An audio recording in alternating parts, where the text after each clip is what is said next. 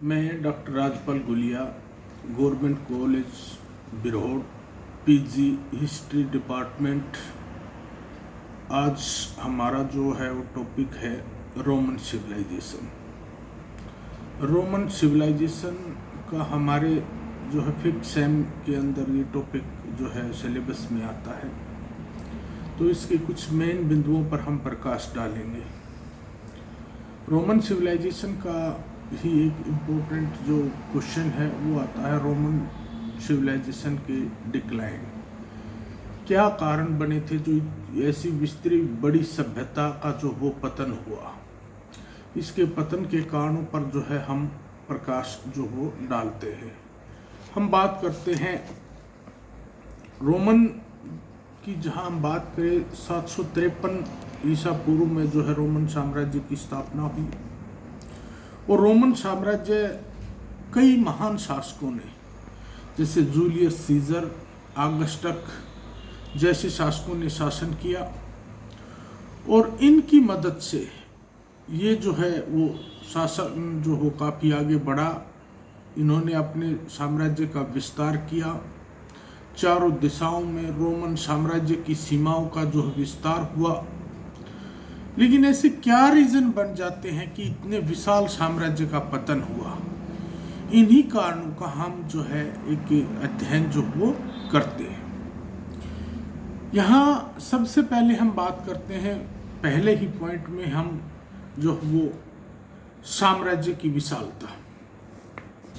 प्राचीन काल में जो है रोम एक छोटा सा नगर राज्य था, लेकिन धीरे धीरे बाद के शासकों के योगदान से वो विस्तृत साम्राज्य के अंदर जो वो रूप धारण किया उन्होंने, और यूरोप का एक बहुत ही विशाल साम्राज्य जो वो बन गया।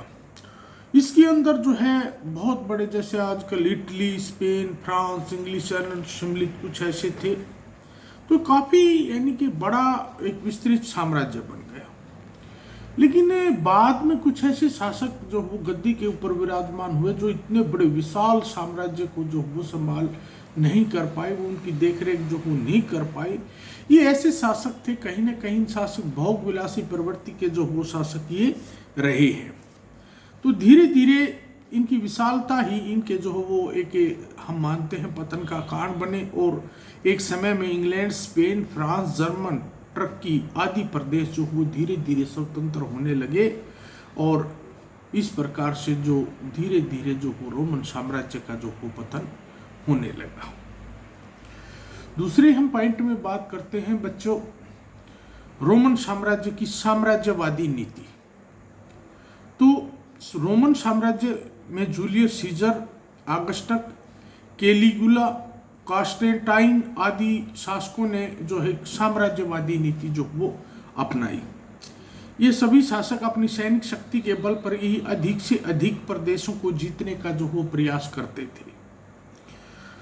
तो उन्होंने इस जो है साम्राज्यवादी भूख को मिटाने के लिए एक विशाल सेना का जो है गठन किया। भाई कोई भी अगर हम ज़्यादा से ज़्यादा विस्तार करेंगे, उस विस्तार के लिए हमें एक शक्तिशाली सेना की आवश्यकता होती है, और शक्तिशाली सेना का जब हम गठन करेंगे तो इसके लिए बहुत ज़्यादा जो वो धन की आवश्यकता जो वो पड़ती है। तो यहाँ इन अनेक युद्ध हुए, और इन युद्धों में जो है जन और धन की जो है बड़ी भारी हानि हुई। और इसमें जो है रोमन शासकों की साम्राज्य नीति के से विदेशी शासकों को इन्होंने अपना शत्रु बना लिया। हम ज़्यादा से ज़्यादा युद्ध करेंगे तो हमारे शत्रु भी जो हो सबसे ज़्यादा ही होंगे। इसी प्रकार रोम पर जो हो फिर धीरे धीरे बाद में बर्बर जातियों के जो वो आक्रमण होने लगे। इन आक्रमणों से रोम के कृषि, उद्योग तथा व्यापार पर भी प्रतिकूल प्रभाव पड़ा, और जिससे जो वो रोम शक्तिहीन हो गया। रोमन साम्राज्यों की साम्राज्यवादी नीति भी रोमन साम्राज्य के जो पतन का जो कारण बनी।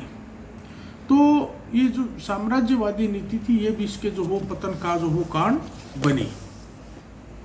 इसी में हम आगे बढ़ते हैं, बात करते हैं रोमन सम्राटों का विलासी जीवन, यानी कि उनका विलास प्रिय होना।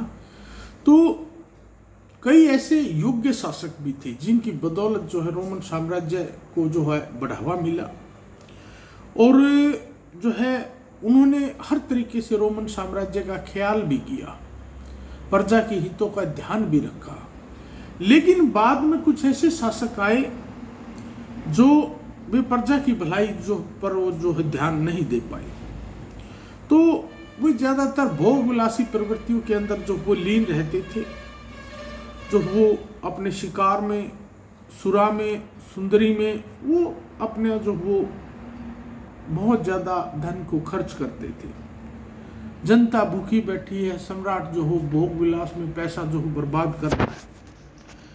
बताते हैं कि सम्राट जो नीरो था वो एक भोज पर जो है 3,50,000 रुपये व्यय करता था।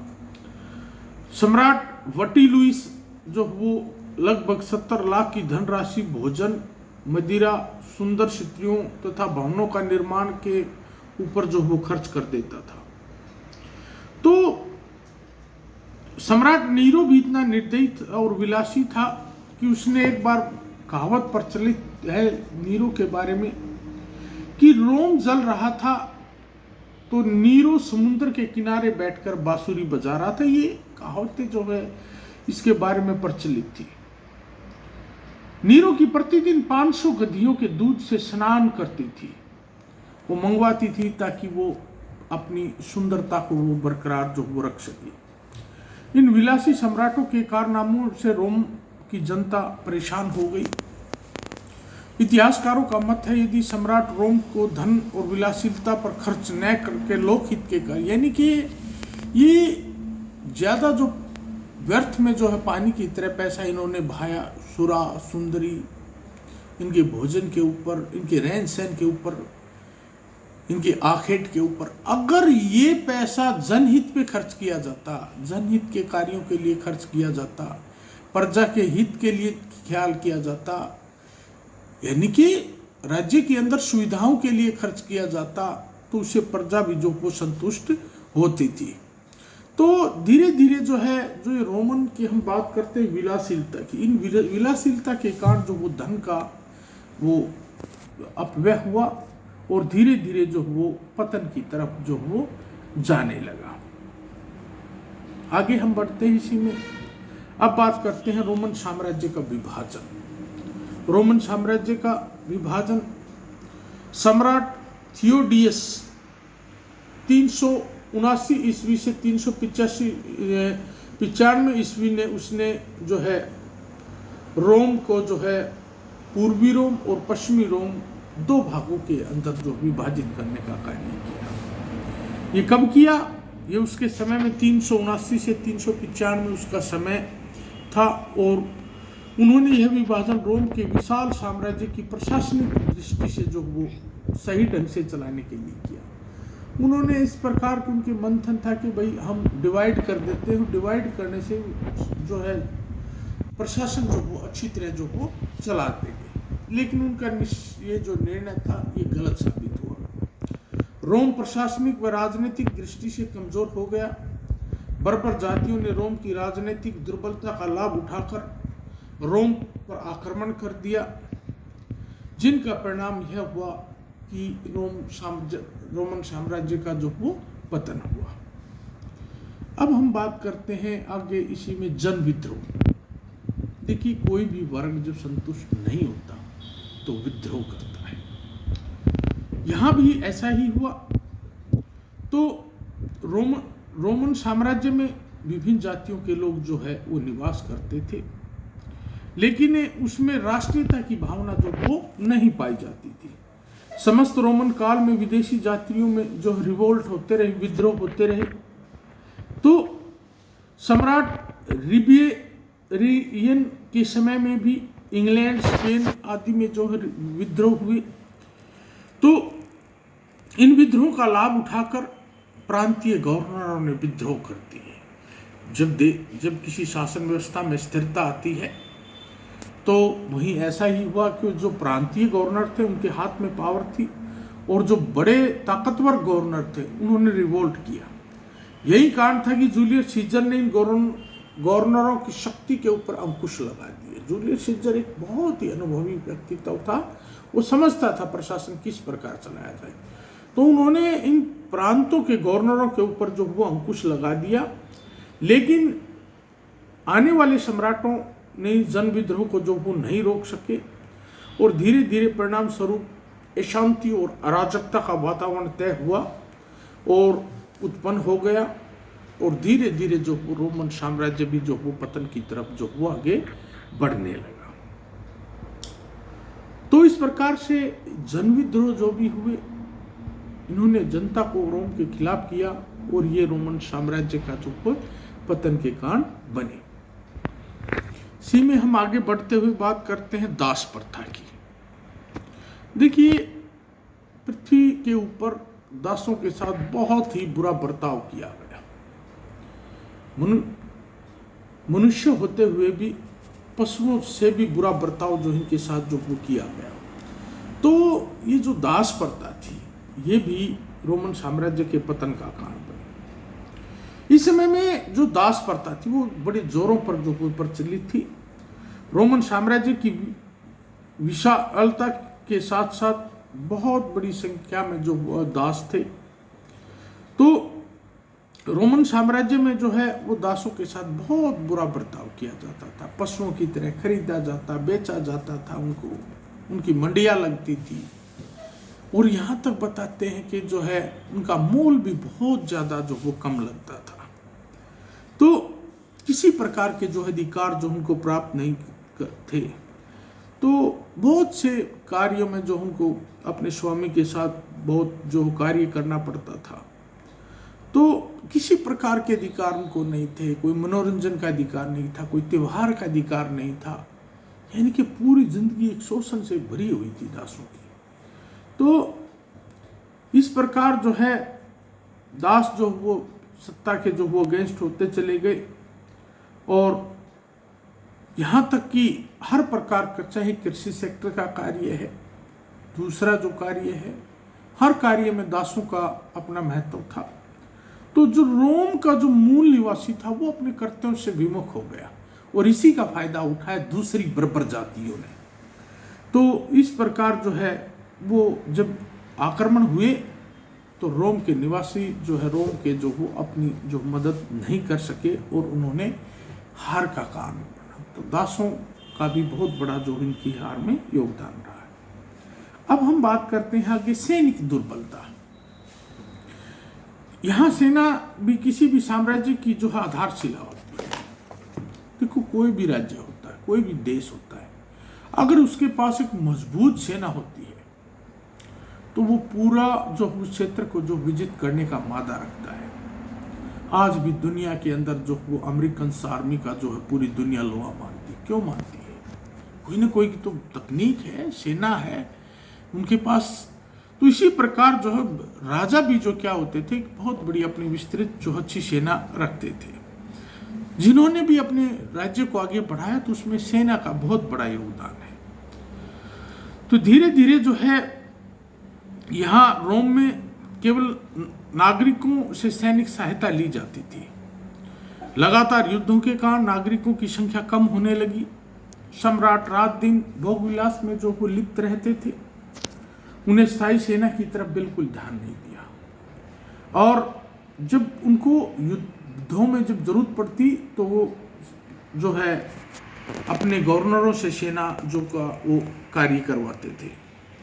धीरे धीरे न इन्होंने जल सेना की तरफ ध्यान दिया कि देखो चारों तरफ समुद्र का इलाका लगता है, न ही उन्होंने जल की ओर कोई ध्यान दिया गया। तीन तरफ से रोम जो हो समुद्रों से घिरा हुआ था। तो रोमन साम्राज्य व अन्य साम्राज्य समुद्र के किनारे पड़ते थे। तो यहाँ रोम को जो है बहुत बड़ी विस्तृत जल सेना की आवश्यकता थी, लेकिन उन्होंने इस प्रकार जो वो ध्यान नहीं दिया। तो धीरे धीरे जो है प्राचीन काल से ही जो है रोमन साम्राज्य की सुरक्षा, दृढ़ता, संगठितता के लिए सेना का बहुत बड़ा योगदान प्राचीन समय से ही रहा है। लेकिन बाद में जब बाहर रिवोल्ट होने लगे, विद्रोह होने लगे, बाहरी आक्रमण होने लगे, तो वहाँ ये नहीं रख पाए जो है सेना की। तो इस प्रकार कहीं ना कहीं जो सैनिक जो दुर्बलता की हम बात करते हैं वो बहुत बड़ा रीजन जो वो रहा है। तो इसी में हम आगे बढ़ते हुए बात करते हैं रोम का आर्थिक पतन। कुछ जो है साम्राज्य की विशालता ने रोम के आर्थिक पतन के भी बीज बोए। जर्मन, ब्रिटेन, स्पेन आदि देशों से फल, सब्जियां, धातु, अन्य सामान भारी मात्रा में रोम के बाजारों में पहुंचाया जाता था। तो रोमन ने खेती करना बंद कर दिया था। सम्राटों ने कृषि, उद्योग, व्यापार की दशा सुधारने की तरफ कोई भी प्रयास नहीं किया। देखो, किसी भी साम्राज्य को चलाने के लिए चहुमुखी विकास होना चाहिए। चाहे हम कृषि के सेक्टर की बात करें, चाहे हम व्यापार के इसकी बात करें यहाँ, लेकिन रोमन जो शासक थे उन्होंने किसी प्रकार के सोर्स ऑफ इनकम की तरफ ध्यान नहीं दिया। तो और दूसरी तरफ भोग विलास में पैसा जो हो पानी की तरफ जो हो बहाया जाने लगा, और धीरे धीरे रोम में भूमि कर इकट्ठा करने के लिए भी ठेकेदारी प्रथा जो हो प्रचलित थी। तो यानी कि टैक्स के मामले में भी कोई इंप्रूवमेंट नहीं की, ठेकेदारी व्यवस्था जो हो कायम थी। तो इस प्रकार जो है सरकार की जो आय थी उसके अंदर जो वो कमियां आने लगी। रोम में भूमि कर इकट्ठा करने के लिए भी ठेकेदारी प्रथा प्रचलित थी और राज्य में आय में कमी होने लगी। तो इस प्रकार धीरे धीरे जो राजकोष था वो खाली होने लगा और इसमें गरीब जनता परेशान हो गई और साथ ही देश की स्थिति खराब हो गई और यहाँ रोम जो हो पतन की तरफ जो अग्रसर होने लगा। तो यानी कि रोम का जो वो आर्थिक पतन भी जो वो हुआ।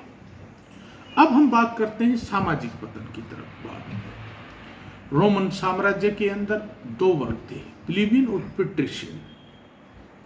पेट्रिशियन वर्ग में कौन लोग आते थे? कुलीन वर्ग के लोग आते थे और प्लीबियन में जनसाधारण वर्ग के लोग आते थे। तो ये जो जनसाधारण में दोनों के बीच में किसी प्रकार का जो वो तालमेल जो वो नहीं था। तो जनसाधारण जनता के साथ जो वो दुर्व्यवहार किया जाता था, यानी कि जो प्लीबियन वर्ग के लोग थे वो सारा दिन मेहनत करते थे, किसी प्रकार के उनके पास अधिकार भी उनके सीमित थे, दिन रात वो कार्य करते थे। जबकि दूसरी तरफ जो उच्च वर्ग के लोग थे वो विलासिलता के अंदर जो वो डूबे रहते थे, जिससे उनका नैतिक पतन हो रहा था। रोमन साम्राज्य में भारी संख्या में दास भी निवास करते थे, उन्हें किसी तरह के सामाजिक अधिकार प्राप्त नहीं थे। लगातार युद्धों से रोम की जनसंख्या कम होती चली गई। समय समय पड़ने पर आने वाले समय में अकालों तथा महामारियों से भी रोमन साम्राज्य की कमर तोड़ दी। तो धीरे धीरे रोमन सम्राटों ने सामाजिक और आर्थिक स्थिति को सुधारने का कोई प्रयास जो वो नहीं किया और साम्राज्य में सामाजिकता एकता पूरी तरह से जो वो समाप्त हो गई। धीरे धीरे यानी कि वो चीजें समाप्त हो गई। तो धीरे धीरे कहीं न कहीं सामाजिक पतन भी जो वो रोम का हुआ है। अब हम बात करते हैं विदेशी जातियों के आक्रमण। रोम के चारों तरफ अशांति और अराजकता का वातावरण था। उस समय रोमन साम्राज्य ने बर्बर जातियों ने जो वो आक्रमण किए और रोमन सम्राटों ने इतनी शक्ति नहीं थी कि वो अपनी रक्षा जो वो कर सके। क्यों नहीं थी ये शक्ति? क्योंकि इन्होंने किसी प्रकार रोमन के जो सम्राट थे उसका उत्तरदायित्व रोम के शासकों के ऊपर था। न तो उन्होंने सेना की तरफ जो ध्यान दिया, न टैक्स यानी कि धन के अपव्यय के ऊपर ध्यान दिया। बहुत सारे ऐसी बातें जो हमने पहले के उसमें डिस्कस भी किए। तो धीरे धीरे 410 में अलार्का के नेतृत्व में गाथों ने, 446 में हुनों ने, धीरे धीरे अब रोम के ऊपर जो है विदेश से जो हमले होने लगे, आक्रमण हुए और तत्कालीन जो है वो सम्राट जो थे उस समय के, वो रोम के पतन का बैठ कर जो वो एक तरह से तमाशा देखते रहे। किसी प्रकार का उन्होंने कोई जो वो नहीं हुआ। रोम साम्राज्य पूरी तरह से मिट्टी में मिल गया, जिसमें अधिकतर प्रदेश जैसे इंग्लैंड, फ्रांस, स्पेन, टर्की आदि स्वतंत्र हो गए और इस प्रकार रोमन साम्राज्य पूरी तरह से जो उनका पतन हो गया। धीरे धीरे हम और आगे इसमें बात करते हैं किसानों के ऊपर जो है किसी प्रकार का ध्यान नहीं दिया गया। न तो रोमन शासकों ने किसानों की दशा सुधारने का कार्य किया, न उनके ऊपर जो वो टैक्स के जो उनके ऊपर जो कर थे उनके जो कम करने का प्रयास किया गया। तो कहीं न कहीं रोम के जो शासक थे उसमें कृषि की उसमें भी जो वो गिरावट आई। कई शासकों ने ध्यान दिया कृषि के, लेकिन बाद में जो भोग विलासी प्रवृत्ति के शासक थे उन्होंने किसानों की दशा सुधारने की तरफ जो वो बिल्कुल ध्यान नहीं दिया। मजदूर वर्ग की उदासीनता, हम बात करें तो मजदूर वर्ग भी उदासीन था। उनके ऊपर जो है किसी प्रकार के उनके कार्य में न उनको काम मिल रहा था, न कृषि के सेक्टर में कोई जो उनका, तो ऐसे जो मजदूर थे वो दासों के साथ मिलकर विद्रोही प्रवृत्ति के जो उन्होंने जो वो अख्तियार किया। तो हमने यहाँ डिस्कस किया जो है वो रोमन साम्राज्य के पतन के कारणों का। इसी में आगे बढ़ते हुए हम बात करते हैं रोम के जो है सामाजिक जीवन के ऊपर कुछ इसकी विशेषताएं हैं। तो रोम का सामाजिक जीवन किस प्रकार का रहा है, रोम के लोगों के जो है सामाजिक जीवन की भी कुछ विशेषताएं जो हो रही हैं।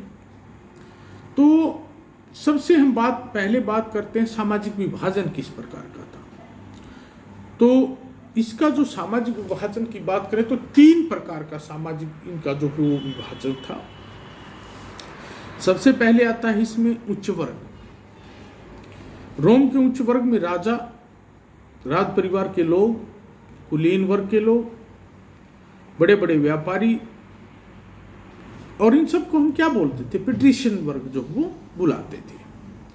रोम की समस्त शासन प्रणाली पर जो इनका अधिकार था, प्रशासन के उच्च पदों पर इस वर्ग के जो व्यक्ति रहते थे उनका बहुत बड़े जो है वो उनका अच्छे मकानों में रहते थे, वो अच्छा खाना खाते थे, अच्छा आनंद करते थे, यानी कि उनका जो जीवन था वो भव्यता का तरफ जो उनका जीवन था।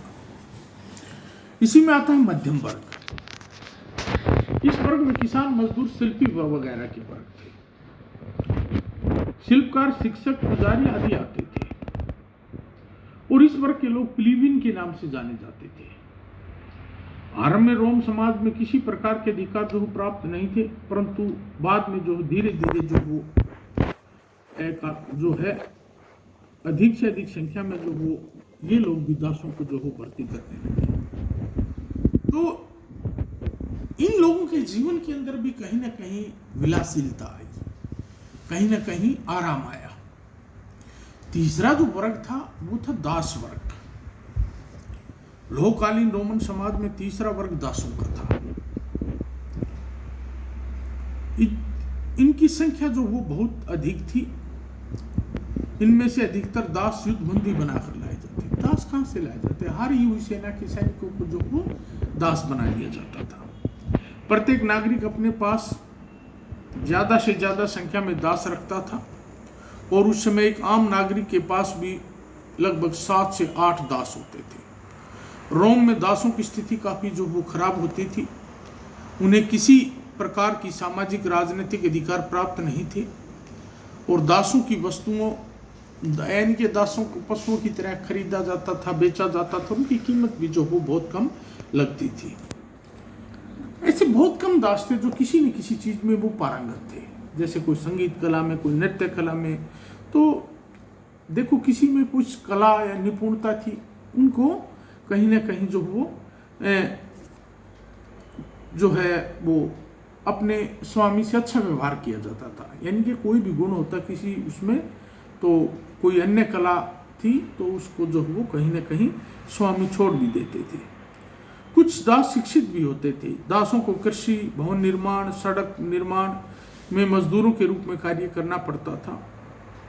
तो दास प्रथा ने रोमन लोगों के जो विलासी बना दिया और धीरे धीरे बाद में बहुत हानिकारक सिद्ध हुआ और जो है ये रोम के लोग दासों को बहुत ही शोषण जो वो करते थे।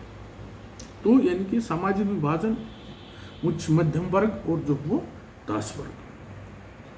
अब हम बात करते हैं किस प्रकार का जो इनका पारिवारिक संगठन था।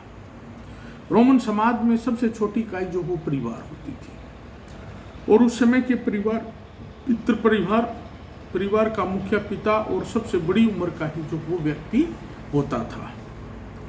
परिवार के मुखिया अपने पुत्र पुत्री और स्त्री के ऊपर जो उनका पूर्ण अधिकार होता था। ऐसा बात बताते हैं कि यहाँ अपनी संतान का वध भी कर सकता था एक पिता।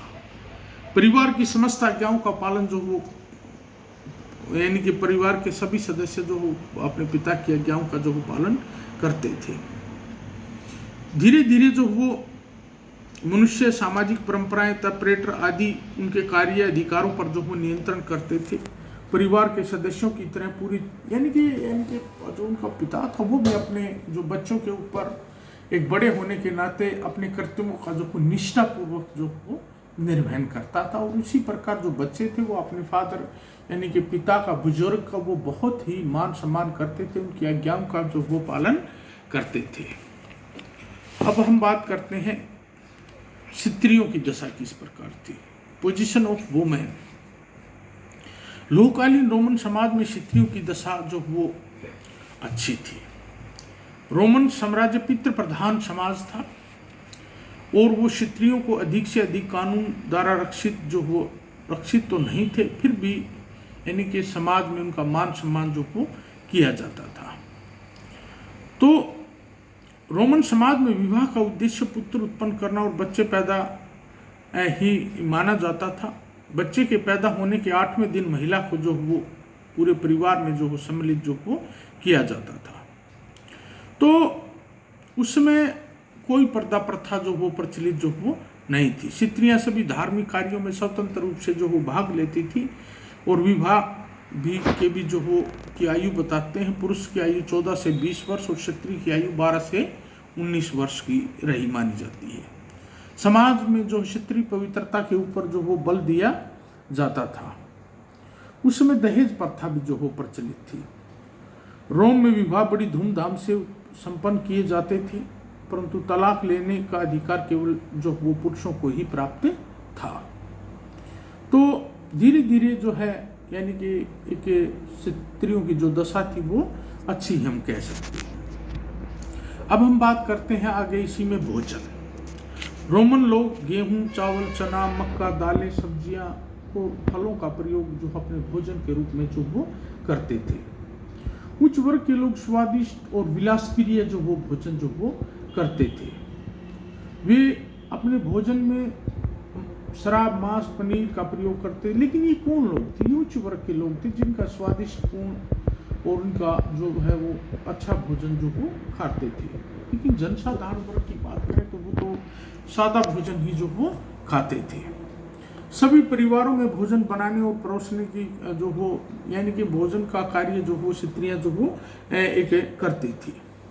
तो यहाँ भी जो है जिस प्रकार जैसी मनुष्य की जो वहाँ समाज में हैसियत थी, उसी प्रकार जो अमीर वर्ग अच्छा भोजन करते थे, भाई थोड़ा सा मध्यम वर्ग वो नॉर्मल भोजन करता था। और दास तो ये थे भाई उनका मतलब ही तो यही था पेट भर जाए, इस प्रकार भोजन की व्यवस्था थी। अब बात करते हैं पहनावा। रोमन लोग बहुत ही भड़कीले वस्त्र धारण जो वो करते थे। उनके वस्त्र ऊनी और सूती दोनों प्रकार के थे। उनके पास कुछ यूनान के लोगों के वस्त्रों से भी जो वो मेल खाते थे। स्त्री तथा पुरुष दोनों एक सी चादर जो ओढ़ते थे और जिनके किनारे रंगीन होते थे। पुरुष सादी कमीज, चूड़ीदार पजामा और स्त्रियां जो वो लबादे अर्थात मैक्सी जो वो पहनती थी। तो ढीले डाले यानी कि पहनावे की भी बात करें, जो उच्च वर्ग के लोग थे वो तो अच्छे वस्त्र धारण करते थे और जो मध्यम वर्ग था, जो प्लीबियन वर्ग का लोग था, वो साधारण कपड़े ही धारण करता था। और ज़्यादातर हम दास वर्ग की बात करें तो उनका शरीर जो हो एक जो नीचे का वस्त्र धारण करते थे, जो वो कम वस्त्र जो वो धारण करते थे। अब बात करते हैं आभूषण तथा श्रृंगार। तो लोककालीन समाज में जो है आभूषण पहनने का भी और शौक था। स्त्री और पुरुष जो दोनों वो आभूषण जो वो धारण करते थे। तो इसमें जो है बात करें समस्त सोने, चांदी, हाथी दांत, बहुमूल्य पत्थर के जो वो बनाए जाते थे।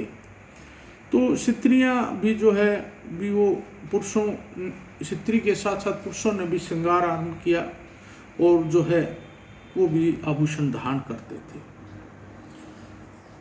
लास्ट में हमारा पॉइंट पड़ता मनोरंजन।